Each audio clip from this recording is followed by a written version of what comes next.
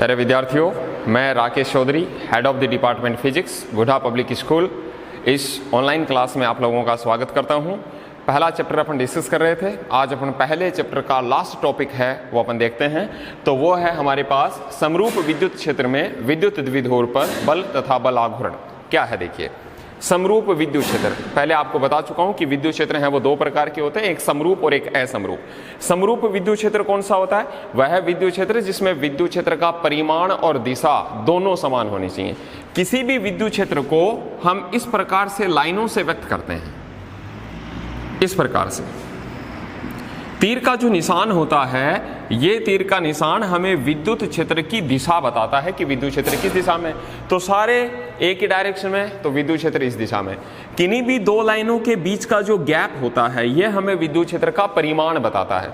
तो यहां आप देखोगे तो सबके बीच का गैप है वो समान है, तो इस विद्युत क्षेत्र का परिमाण और दिशा दोनों समान है। अगर मैं यहां पर बीच में एक लाइन और खींच दूं तो ये असमरूप हो जाएगा, क्योंकि फिर विद्युत क्षेत्र का परिमाण है वो असमान हो जाएगा। तो यहां केवल और केवल हम समरूप विद्युत क्षेत्र के बारे में बात करते हैं। तो ये एक समरूप विद्युत क्षेत्र हो गया। इस विद्युत क्षेत्र में एक विद्युत द्विध्रुव है, वो अपने को रखना है। तो ये एक द्विध्रुव ले लिया हमने, तो यहां मैं ले लेता हूं प्लस क्यू और यहां मैं ले लेता हूं माइनस क्यू। इसको नाम दे दिया ए बी। तो ये विद्युत द्विध्रुव हो गया ए बी, और इसकी जो लंबाई है यहां से लेकर यहां तक, वो लंबाई हम ले लेते हैं 2d। और ये जो द्विध्रुव है इस विद्युत क्षेत्र में थीटा कोण पर रखा हुआ है। अब अपने को बताना है इस पर कितना तो बल लगेगा और कितना बल आघूर्ण लगेगा। बल क्यों लगेगा पहले उसको देखें अपन। ये समरूप विद्युत क्षेत्र हो गया ई। अब इससे पहले अपने क्या पढ़ा था कि अगर मान लो कोई ई विद्युत क्षेत्र है, उसमें अगर Q आवेश को रख दिया जाए तो ई विद्युत क्षेत्र में Q आवेश पर लगने वाला बल F = QE होता है। ये समरूप विद्युत क्षेत्र में किसी आवेश पर लगने वाला बल है, F = QE। यहां इस विद्युत क्षेत्र में कितने आवेश अपने पास? दो, एक प्लस Q है, एक माइनस Q है। तो दोनों आवेशों पर कुल मिलाकर दो बल लगेंगे। दूसरी चीज, विद्युत क्षेत्र किधर से किधर है? इधर तीर का निशान इधर लग रहा है, इसका मतलब इस वाले भाग में प्लस है, इस वाले भाग में माइनस है। ये प्लस इस प्लस क्यू को इधर प्रतिकर्षित करेगा, ये माइनस इस प्लस क्यू को अपनी ओर खींचेगा। कहने का मतलब इस प्लस क्यू आवेश पर बल लगेगा इस दिशा में, और उस बल को नाम दे दिया हमने FA वेक्टर। सेम इसी तरीके से यहाँ माइनस क्यू है, ये प्लस है, तो ये प्लस इस माइनस को अपनी ओर आकर्षित करेगा। यहाँ माइनस, यहाँ माइनस, माइनस माइनस में प्रतिकर्षण, तो ये माइनस इसको इधर धक्का देगा। कहने का मतलब इस माइनस क्यू आवेश पर इस दिशा में बल लगेगा, वो बल हो गया FB। तो FB वेक्टर। तो इस द्विध्रुव पर कितने बल लग रहे हैं? दो। एक तो FA यहां लग रहा है बिंदु A पर, वो इस दिशा में। FB यहां लग रहा है इस डायरेक्शन में। दोनों बलों का सबसे पहले अपन परिमाण देख लें। तो सबसे पहले आवेश प्लस क्यू पर बल, आवेश प्लस क्यू पर बल, और वो बल हो गया FA = QE। बल किधर लग रहा है? ये दाईं ओर, तो ये हो गया दाईं ओर। फिर अपन बात करें माइनस क्यू आवेश पर कितना लग रहा है। तो आवेश माइनस क्यू पर बल, आवेश माइनस क्यू पर बल, और वो है FB, और वो है माइनस का QE, और ये किधर लग रहा है? बाईं ओर। अब यहां पर देखें, एक प्लस का है, ये माइनस का है। अपन परिमाण ले रहे हैं तो मैं केवल माइनस है वो हटा देता हूं, इसका परिमाण दोनों का सेम है, QE और QE। एक लग रहा है दाईं ओर, एक लग रहा है बाईं ओर, तो दोनों के बीच का कोण हो गया 180 डिग्री। तो दोनों के बीच का कोण 180 डिग्री है, तो परिणामी निकालने के लिए आपको बताया हुआ है कि जब बीच का कोण 180 डिग्री होता है तो हम घटा देते हैं बड़े वाले में छोटे वाले को। तो अतः है FA तथा FB का परिणामी, दोनों के बीच का कोण चूंकि थीटा = 180 डिग्री, तो अतः है दोनों का परिणामी FR बराबर, हमें इनको घटाना है, तो FA - FB, QE में से QE को हमने माइनस किया, तो FR = कितना आ गया? 0। तो एफ आर का मान कितना हो जाएगा 0। तो ये लास्ट में अपने जो क्वेश्चन दे रखे हैं वो ऑब्जेक्टिव में क्वेश्चन भी है कि अगर समरूप विद्युत क्षेत्र में कोई द्विध्रुव रखा है तो उस पर लगने वाला बल कितना होगा, 0 होगा। यानी कुल मिलाकर इस पे लगने वाला बल हो गया 0 बल है। इसका मतलब ये इस समरूप विद्युत क्षेत्र में स्थानांतरित गति नहीं करेगा। स्थानांतरित गति करने का मतलब ये हुआ कि अगर द्विध्रुव यहां रखा हुआ है तो ना तो ये इधर जा सकता और ना ये इधर जा सकता। कहने का मतलब इसका जो मध्य बिंदु है ये विस्थापित नहीं होगा।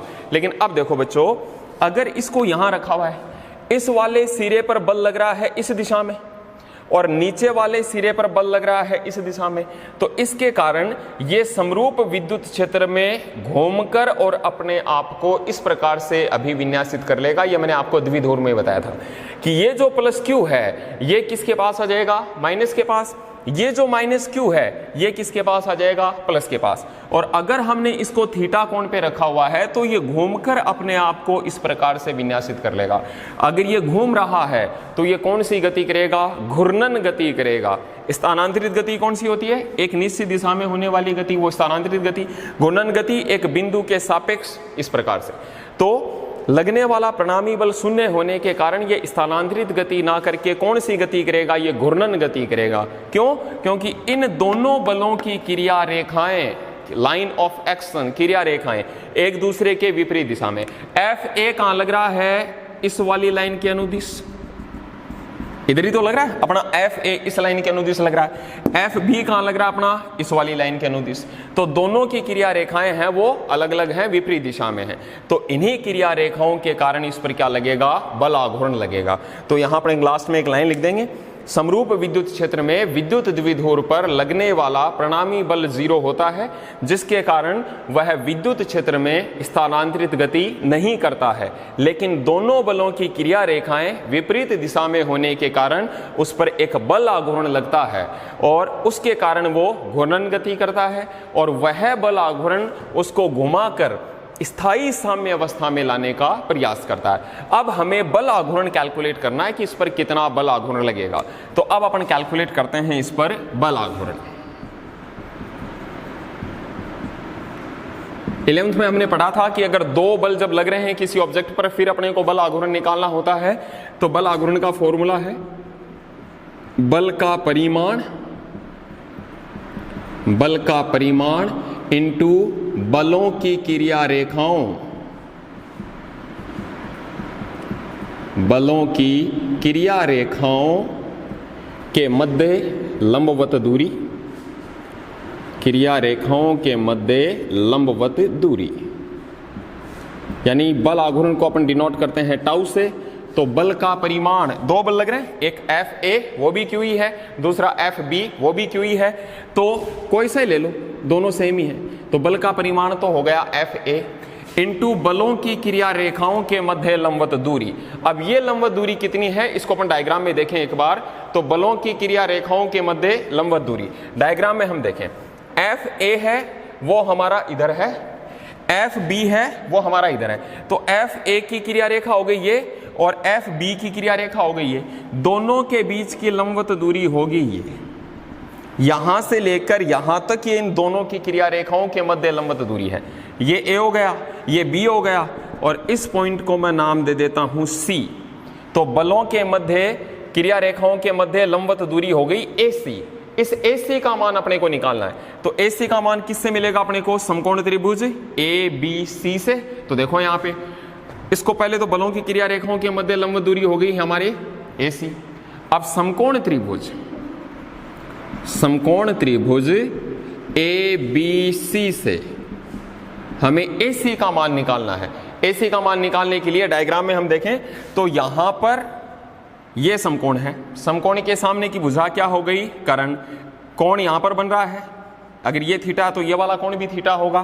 तो ये कर्ण है, ये थीटा है, ये हो गया आधार और ये हो गया लंब। हमें क्या चाहिए, यहां से लंब निकालना है। AC लंब है और कर्ण का जो मान दिया हुआ है वो कितना दिया हुआ है 2D। तो लंब और कर्ण में किसका रिलेशन होता है, साइन का। तो यहां लगा देंगे sine theta. Sine is equals to होता है लंब बटा कर्ण।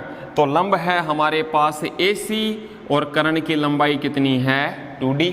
तो यहां से AC का मान कितना आ गया 2d sine theta. AC is equals to 2d sine theta. ये AC का मान लाकर यहां पुट कर देंगे। FA QE है ही अपने पास, तो tau is equals to FA का मान कितना हो गया QE और इंटू AC का मान है हमारे पास 2d साइन थीटा। अब Q इंटू 2d विद्युत द्विध्रुव आघूर्ण P, तो इसकी जगह लिख देंगे P। तो समरूप विद्युत क्षेत्र में किसी विद्युत द्विध्रुव पर लगने वाला बल आघूर्ण tau is equals to PE sine theta होता है। अगर मैं इसको वेक्टर में लिखूं तो tau vector is equals to P vector cross E vector. P भी सदिश राशि है, E भी सदिश राशि है, साइन आ रहा है तो इसका मतलब दोनों का क्रॉस गुणनफल है।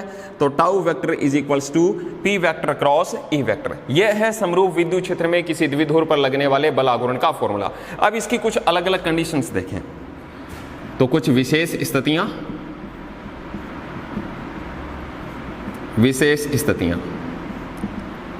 पहली मैं देखूं कि यदि थीटा बराबर कितना है 0 डिग्री, थीटा का मान 0 डिग्री है, साइन 0 डिग्री का मान 0 होता है, तो लगने वाला बल आघूर्ण टाउ मिनिमम हो जाएगा और बल आघूर्ण का मान कितना हो जाएगा 0। तो tau minimum is equals to कितना हो गया 0, क्योंकि फॉर्मूला क्या अपने पास tau is equals to P sine theta. Theta का मान हमारे पास 0 डिग्री है तो साइन 0 का मान 0 हो गया, तो बल आघूर्ण कितना हो जाएगा 0। अब इस स्थिति को हम बोलते हैं उसकी स्थायी साम्यावस्था। यह है उसकी स्थायी साम्यावस्था। प्यारे बच्चों, यहां पर हमारे पास 3 स्थितियां होती हैं, एक स्थायी साम्यावस्था, एक उदासीन अवस्था, एक अस्थायी साम्यावस्था। एक बार मैं डायग्राम में आपको ये दिखाऊं कि ये तीनों कंडीशन कौन कौन सी होती हैं। देखो यहां पर शुरुआत में हमने विद्युत क्षेत्र में इस द्विध्रुव को ऐसे रखा था। अब ये तो कोई भी कोण हो सकता है, 30 डिग्री, 45 डिग्री, 60 डिग्री। इसके ऊपर लगा बल आघूर्ण, ऊपर वाले हिस्से को इधर सरकाया गया, नीचे वाले सिरे पर इधर बल लगा और उसके कारण ये द्विध्रुव घूमकर अपने आप को ऐसे व्यवस्थित कर लेता है। अब इस विद्युत क्षेत्र में इसने अपने आप को ऐसे व्यवस्थित कर लिया, तो ये तो कौन सी अवस्था हो गई, स्थायी साम्यावस्था। अगर मैं इसको भाई कोई भी द्विध्रुव को जब भी अपन रखेंगे वो आके ऐसे रुकेगा, तो 0 डिग्री पर उसकी स्थायी साम्यावस्था है। कोण किस किस के बीच का है, P वेक्टर और E वेक्टर। कैसे देखो, P वेक्टर और E वेक्टर के बीच का कोण देख रहे हैं। P की डायरेक्शन किधर होती है, नेगेटिव टू पॉजिटिव, और E की डायरेक्शन किधर होती है, पॉजिटिव टू नेगेटिव। E किधर है हमारा, इधर, प्लस से माइनस की ओर। जैसे ही द्विध्रुव आकर ऐसे रुकेगा तो इधर क्या रहेगा, अपने पास माइनस है तो इसके पास रहेगा प्लस Q, और प्लस के पास यहां क्या रहेगा, माइनस Q। तो P किधर है, माइनस से प्लस, E किधर है, प्लस से माइनस, तो दोनों सेम डायरेक्शन में है, तो इसलिए यहां बीच का कोण है 0 डिग्री।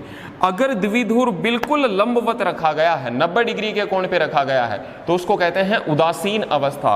और उदासीन क्यों बोलते हैं उसको आगे डिस्कस करेंगे अपन 3rd चैप्टर में। और अगर द्विध्रुव ऐसे रखा हुआ बिल्कुल अपोजिट कि प्लस के पास तो प्लस चला जाए और इधर माइनस के पास माइनस आ जाए, तो अब P वेक्टर और E वेक्टर के बीच का कोण 180 डिग्री हो गया है। हालांकि अब भी उस द्विध्रुव पर लगने वाला बल आघूर्ण कितना हो जाएगा, 0 हो जाएगा। वो रुक तो जाएगा, ये उसकी अस्थायी साम्यावस्था है। प्लस के पास प्लस रुक रहा है, माइनस के पास माइनस रुक रहा है, लेकिन रुक तो जाएगा, वो घूर्णन गति नहीं करेगा इस स्थिति में, क्योंकि उस पर बल आघूर्ण 0 हो गया, क्योंकि साइन 180 का मान 0 होता है। लेकिन इस स्थिति में वो घूर्णन गति नहीं करेगा। क्यों नहीं करेगा, क्योंकि दोनों जो क्रिया रेखाएं हैं अब वो एक ही डायरेक्शन में है। क्रिया रेखाओं के मध्य लंब दूरी कितनी हो गई, 0 हो गई। कैसे, ये प्लस इस प्लस Q को इधर धक्का दे रहा है, ये माइनस इस माइनस Q को इधर धक्का दे रहा है, तो किसी उस द्विध्रुव पर इधर से भी मान लो 10 न्यूटन का बल लग रहा है, इधर से भी 10 न्यूटन का बल लग रहा है, दोनों सिरों से 10-10 न्यूटन के बल से उसको दबाया जा रहा है, तो वो ऐसे नहीं कर सकता, घूम नहीं सकता, उस पर लगने वाला बल आघूर्ण कितना हो जाएगा, 0। तो टोटल 3 कंडीशन है।